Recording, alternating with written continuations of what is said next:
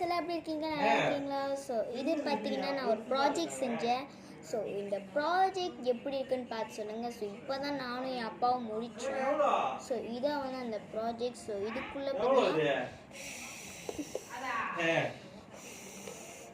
இந்தமாரி ஊதுறது, பட் கொஞ்சம் கொஞ்சம் மிஸ்ஸிங் ஆயிடுச்சு. இருந்தாலும் பரவாயில்ல, நானும் அப்பா இவ்வளோ நேரம் கஷ்டப்பட்டு நாங்கள் வீடியோ செஞ்சோம்.